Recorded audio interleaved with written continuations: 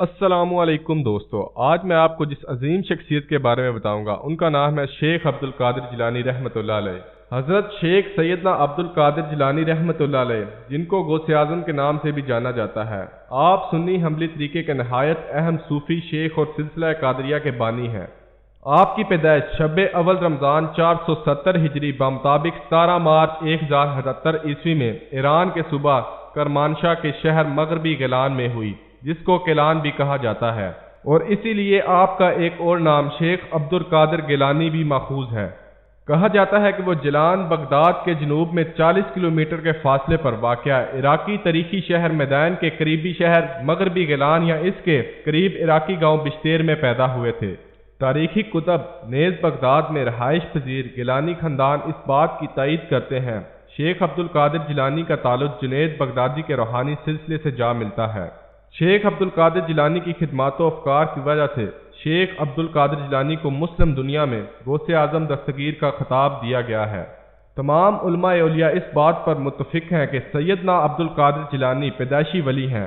آپ کی یہ کرامات بہت مشہور ہے کہ آپ ماہ رمضان المبارک میں طلوع فجر سے غروب آفتاب تک کبھی دودھ نہیں پیتے تھے، اور یہ بات گیلان میں بہت مشہور تھی۔ بچپن میں عام طور پر بچے کھیل کود کے شوقین ہوتے ہیں، لیکن آپ بچپن ہی سے لہو لہب سے دور رہے۔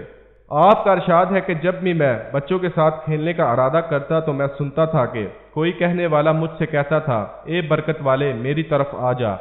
ایک مرتبہ بعض لوگوں نے سید عبد القادر جیلانی سے پوچھا کہ آپ کو ولایت کا علم کب ہوا؟ تو آپ نے جواب دیا کہ 10 برس کی عمر میں جب میں مکتب میں پڑھنے کے لیے جاتا تو ایک غیبی آواز آیا کرتی تھی، جس کو تمام اہل مکتب بھی سنا کرتے تھے کہ اللہ کے ولی کے لیے جگہ کشادہ کر دو۔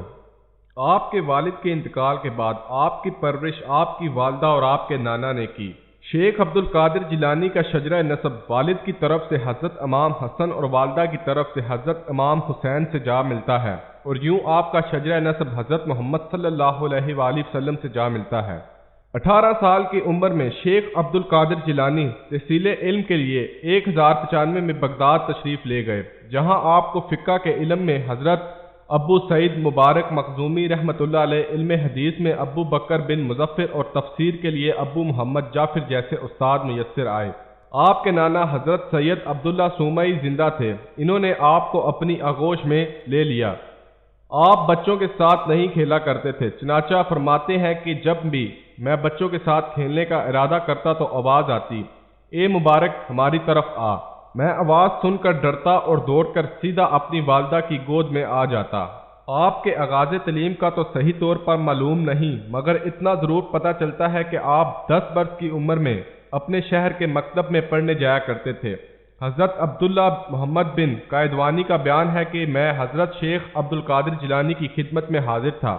ایک شخص نے آپ سے دریافت کیا کہ آپ نے اپنے امر کی بنیاد کس چیز پر رکھی ہے؟ آپ نے فرمایا سچ پر، اور فرمایا میں نے کبھی جھوٹ نہیں بولا، نہ بچپنے میں نہ جوانی میں۔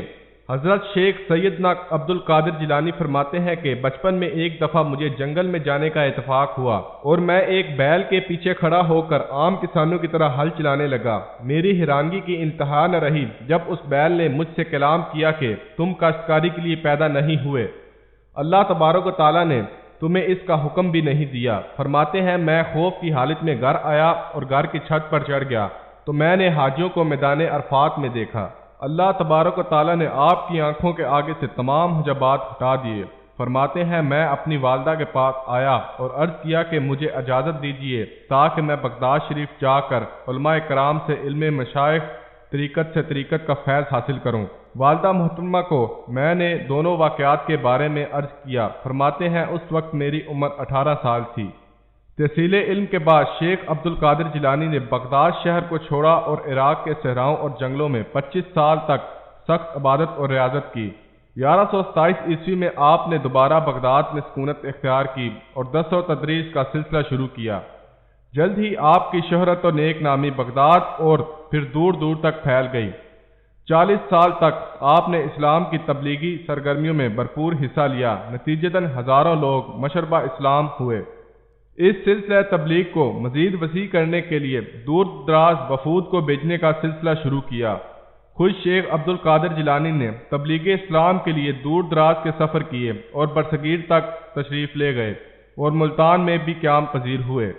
شیخ عبد القادر نے مختلف اوقات میں 4 شادیاں کیں، جبکہ ازدواجی زندگی کا آغاز 50 برس کی عمر سے کیا۔ ان کے نام یہ ہیں: سیدہ بی بی مدینہ بنت سید میر محمد، سیدہ بی بی صادقہ بنت سید محمد شفیع، سیدہ بی بی مومنہ، سیدہ بی بی صادقہ۔ شیخ عبد القادر جیلانی کی 4 ازواج سے 49 بچے پیدا ہوئے، 20 لڑکے اور باقی لڑکیاں۔ شیخ سیف الدین عبد الوہاب، شیخ تاج الدین عبد الرزاق، شیخ شرف الدین عیسیٰ، شیخ ابو اسحاق ابراہیم، شیخ ابو بکر عبد العزیز، شیخ ابو زکریا یحییٰ، شیخ عبد الجبار، شیخ ابو نصر موسیٰ، شیخ ابو فضل محمد، شیخ عبداللہ۔ شیخ عبد القادر جیلانی رحمۃ اللہ علیہ کی ولادت سے 6 سال قبل حضرت شیخ ابو احمد عبداللہ بن علی بن موسیٰ نے فرمایا کہ میں گواہی دیتا ہوں کہ عنقریب ایک ایسی ہستی آنے والی ہے جس کا فرمان ہوگا کہ میرا قدم تمام اولیاء اللہ کی گردن پر ہے۔ حضرت شیخ عقیل سنجی سے پوچھا گیا کہ اس زمانے کے قطب کون ہیں؟ فرمایا اس زمانے کا قطب مدینہ منورہ میں پوشیدہ ہے، سوائے اولیاء اللہ کے اسے کوئی نہیں جانتا۔ پھر عراق کی طرف اشارہ کر کے فرمایا کہ اس طرف سے ایک اجمی نوجوان ظاہر ہوگا، وہ بغداد میں وعظ کرے گا، اس کی کرامتوں کو ہر خاص و عام جان لے گا، اور وہ فرمائے گا کہ میرا قدم تمام اولیاء اللہ کی گردن پر ہے۔ سالک السالکین میں ہے کہ جب سیدنا عبد القادر جیلانی کو مرتبہ غوثیت و مقام و محبوبیت سے نوازا گیا تو ایک دن جمعے کی نماز میں خطبہ دیتے وقت اچانک آپ پر استغراق کی کیفیت طاری ہو گئی، اور اسی وقت زبان فیض سے یہ کلمات جاری ہوئے کہ میرا قدم تمام اولیاء اللہ کی گردن پر ہے۔ بے شک خالق کائنات اللہ رب العالمین نے انس و جن کی رشد و ہدایت کے لیے مختلف وقتوں اور خطوں میں کم و بیش 1,24,000 انبیاء و مرسلین کو مبعوث فرمایا۔ ہر نبی و رسول اللہ تعالیٰ کی علیحدہ علیحدہ صفتوں کے مظہر بن کر آئے، یہاں تک کہ اللہ تعالیٰ نے اپنی کل صفات ہی نہیں بلکہ ذات کا بھی مظہر بنا کر اپنے محبوب نبی آخر الزماں حضرت محمد مصطفیٰ صلی اللہ علیہ وآلہ وسلم کو مبعوث فرمایا، تو مظہر ذات کے بعد کسی نبی کی ضرورت نہ رہی، باب نبوت ہمیشہ کے لیے بند ہو گیا۔ تو رشد و ہدایت اور احیاء دین و ملت کے لیے مظہر ذات خدا محبوب رب العالمین نے غیبی خبر دی کہ ہر صدی کے اختتام پر ایک مجدد پیدا ہوگا۔ نیز فرمایا کہ اللہ کے نیک بندے دین کے محافظت کرتے رہیں گے۔ حضور نبی کریم صلی اللہ علیہ وآلہ وسلم کا ارشاد مبارکہ ہے کہ علماء دین بارش نبوت کا طلاب ہیں۔ نیز فرمایا کہ 40 ابدال کی برکت سے بارش اور دشمنوں پر فتح حاصل ہوگی، اور انہی کے طفیل اہل شام سے عذاب دور رہے گا۔ آپ صلی اللہ علیہ وآلہ وسلم نے فرمایا کہ علماء کی زندگی کے لیے مچھلیاں دعا کرتی ہیں۔ نیز فرمایا کہ میری امت میں ہمیشہ 300 اولیاء حضرت آدم علیہ السلام کے نقش قدم پر رہیں گے، اور 40 حضرت موسیٰ علیہ السلام، 7 حضرت ابراہیم علیہ السلام کے نقش قدم پر ہوں گے، اور 5 وہ رہیں گے جن کا قلب حضرت جبرائیل علیہ السلام کی طرح ہوگا، اور 3 حضرت میکائیل علیہ السلام کے قلب پر، اور 1 حضرت اسرافیل کے قلب پر رہے گا۔ جب اس ایک کا انتقال ہوگا تو ان 3 میں سے کوئی قائم ہوگا، اور ان 3 کی کمی 5 میں سے، اور 5 کی کمی 7 میں سے، اور 7 کی کمی 40 میں سے، اور 40 کی کمی 7 میں سے، اور 7 کی کمی 40 میں سے، اور 40 کی کمی 300 سے، اور 300 کی کمی عالم مسلمانوں سے پوری کر دی جاتی ہے۔ علماء حق فرماتے ہیں کہ اللہ تعالیٰ رحمت دینے والا سید الانبیاء رحمت عالم صلی اللہ علیہ وآلہ وسلم تقسیم فرمانے والے اور اولیاء علماء اس کا ذریعہ ہیں۔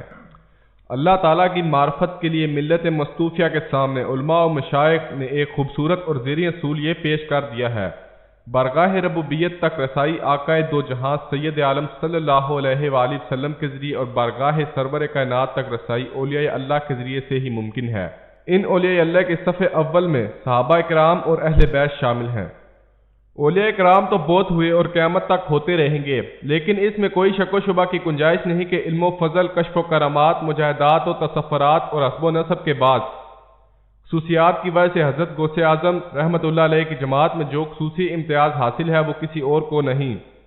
یہ واضح رہے کہ حضرت غوث اعظم رحمت اللہ علیہ کو جب ہم ولیوں کا تاجدار کہتے ہیں تو یہاں ولیوں کے عموم میں صحابہ کی جماعت کو شامل نہیں کرنا چاہیے۔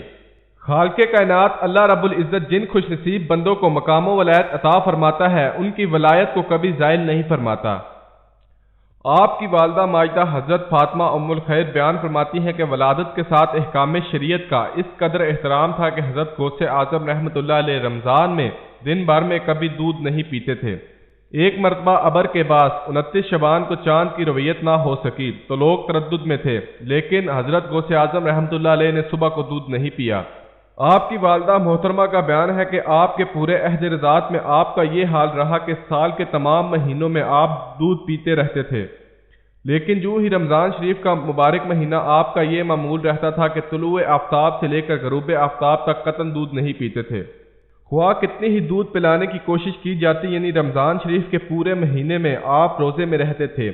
جب مغرب کے وقت اذان ہوتی اور لوگ افطار کرتے تو آپ بھی دودھ پینے لگتے تھے۔ ابتدا ہی سے خالق کائنات اللہ رب العزت کی نوازشات سرکار غوث اعظم کی جانب متوجہ تھیں، پھر کیوں کوئی آپ کے مرتبہ فلک کو چھو سکتا یا اس کا اندازہ کر سکے۔ چنانچہ سرکار غوث اعظم اپنے لڑکپن کے متعلق خود ارشاد فرماتے ہیں کہ عمر کے ابتدائی دور میں جب کبھی میں لڑکوں کے ساتھ کھیلنا چاہتا تھا تو غیب سے آواز آیا کرتی تھی کہ لہو لعب سے باز رہو، جسے سن کر میں رک جایا کرتا تھا اور اپنے آس پاس جو نظر ڈالتا تو مجھے کوئی آواز دینے والا نہ دکھائی دیتا تھا، جس سے مجھے وحشت سی معلوم ہوتی تھی اور میں جلدی سے بھاگتا ہوا گھر آتا اور والدہ محترمہ کی آغوش محبت میں چھپ جاتا تھا۔ اب وہی آواز میں اپنی تنہائیوں میں سنا کرتا ہوں۔ اگر مجھ کو کبھی نیند آتی ہے تو وہ آواز فوراً میرے کانوں میں آ کر مجھے خبردار کر دیتی ہے کہ تم اس لیے نہیں پیدا ہوئے کہ تم سویا کرو۔ حضرت غوث اعظم فرماتے ہیں کہ بچپن کے زمانے میں غیر آبادی میں کھیل رہا تھا کہ ایک گائے کی دم پکڑ کر کھینچ لی۔ فوراً اس نے کلام کیا کہ اے عبد القادر، تم اس غرض سے دنیا میں نہیں بھیجے گئے ہو۔ میں نے اسے چھوڑ دیا اور دل کے اوپر ایک ہیبت سی طاری ہو گئی۔ مشہور روایت ہے کہ جب سیدنا سرکار غوث اعظم کی عمر شریف 4 سال کی ہوئی تو رسم و رواج اسلامی کے مطابق والد محترم سیدنا شیخ ابو صالح، جن کا لقب جنگی دوست ہے کیونکہ آپ جنگ کے دوست رکھتے تھے، ریاض الحیات میں اس لقب کی تشریح یہ بتائی گئی ہے کہ آپ اپنے نفس سے ہمیشہ جہاد فرماتے تھے اور نفس کشی کو تزکیہ نفس کا مدار سمجھتے تھے۔ وہ آپ کو رسم بسم اللہ خوانی کی ادائیگی اور مکتب میں داخل کرنے کی غرض سے لے گئے اور استاد کے سامنے آپ دوزانوں ہو کر بیٹھ گئے۔ استاد نے کہا، پڑھو بیٹے بسم اللہ الرحمن الرحیم۔ آپ نے بسم اللہ شریف پڑھنے کے ساتھ ساتھ الف لام میم سے لے کر مکمل 18 پارے زبانی پڑھ ڈالے۔ استاد نے حیرت کے ساتھ دریافت کیا کہ یہ تم نے کب پڑھا اور کیسے پڑھا؟ تو آپ نے فرمایا کہ والدہ ماجدہ 18 سپاروں کی حافظہ ہیں جن کا وہ اکثر ورد کیا کرتی تھیں۔ جب میں شکم مادر میں تھا تو یہ 18 سپارے سنتے سنتے مجھے بھی یاد ہو گئے تھے۔ یہ شان ہوتی ہے اللہ کے ولیوں کی۔ حضور غوث اعظم آج سے کئی صدیوں قبل ہی اس حقیقت کو منو ان سچ ثابت کر چکے ہیں کہ دوران حمل ماں جو کچھ بھی سوچ رہی ہوتی ہے اور پڑھ رہی ہوتی ہے تو اس کا اثر دونوں ہی صورتوں میں شکم مادر میں رہنے والے بچے پر ضرور پڑ رہا ہوتا ہے، اور آج چاند کو چھو لینے اور اس پر چہل قدمی کرنے کے دعوے دار 21ویں صدی کی جدید سائنسی دنیا کے یورپ اور امریکہ کے سائنسدان اپنی تحقیقوں سے یہ بتاتے پھر رہے ہیں کہ سائنس نے ایک نئی تحقیق کر لی ہے کہ دوران حمل ماں جو کچھ بھی منفی یا مثبت سوچ رکھتی ہے اس کا اثر آئندہ آنے والے بچے کی زندگی پر پڑتا ہے۔ یہ بات سائنس نے آج دریافت کی ہے، جبکہ حضور غوث اعظم نے صدیوں قبل اس کا عملی ثبوت دنیا کے سامنے خود پیش کر دیا تھا۔ اس سے ہم امت مسلمہ کو فخر ہونا چاہیے کہ موجودہ دنیا کی کوئی ترقی قرآن و سنت اور تعلیمات اسلامی کے دائرہ کار سے باہر نہیں ہو سکتی۔ اور یوں آپ نے اپنے وطن جلان ہی میں باضابطہ طور پر قرآن کریم ختم کیا اور چند دوسری دینی کتابیں پڑھ ڈالی تھیں۔ حضرت غوث اعظم نے حضرت شیخ حماد بن مسلم سے ہی قرآن مجید حفظ کیا اور برسوں خدمت حمادیہ میں رہ کر آپ فیض و برکات حاصل فرماتے رہے۔ سرکار غوث اعظم نے 528 سن ہجری میں درسگاہ کی تعمیر جدید سے فراغت پائی اور مختلف اطراف کے لوگ آپ سے شرف حاصل کر کے علوم دینیہ سے مالا مال ہونے لگے۔ آپ کی بزرگی و ولادیت اس قدر مشہور اور مسلم الثبوت ہے کہ آپ کے غوث اعظم ہونے پر تمام امت کا اتفاق ہے۔ حضرت کے سوانح نگار فرماتے ہیں کہ کسی ولی کی کرامتیں اس قدر تواتر اور تفصیل کے ساتھ ہم تک نہیں پہنچتی ہیں کہ جس قدر حضرت غوث ثقلین کی کرامتیں تواتر سے منقول ہیں۔ خلق خدا میں آپ کی مقبولیت ایسی رہی ہے کہ اکبر و اصاغر سب ہی عالم استجاب میں مبتلا ہو جاتے ہیں۔ سیدنا غوث اعظم کے سوانح حالات رقم کرنے والے تمام مصنفین و تذکرہ نگار کا اس بات پر اتفاق ہے کہ شیخ عبد القادر جیلانی قدس سرہ نے ایک مرتبہ بہت بڑی مجلس میں دوران وضع اپنی غوثیت کبریٰ کی شان کا اس طرح اظہار فرمایا کہ میرا یہ قدم تمام ولیوں کی گردن پر ہے، تو مجلس میں موجود تمام اولیاء نے اپنی گردنوں کو جھکا دیا اور دنیا کے دوسرے علاقوں کے اولیاء نے کشف کے ذریعے آپ کے اعلان کو سنا اور اپنے اپنے مقام پر اپنی گردنیں خم کر دیں۔ حضرت خواجہ شیخ معی الدین اجمیری نے گردن خم کرتے ہوئے کہا کہ آقا آپ کا قدم میری گردن پر بھی اور میرے سر پر بھی۔ اور اس طرح شیخ عبد القادر جیلانی کا انتقال 1167 کو ہفتے کی شب 8 ربیع الاول 561 ہجری کو 89 سال کی عمر میں ہوا اور آپ کی تدفین آپ کے مدرسے کے احاطے میں ہوئی۔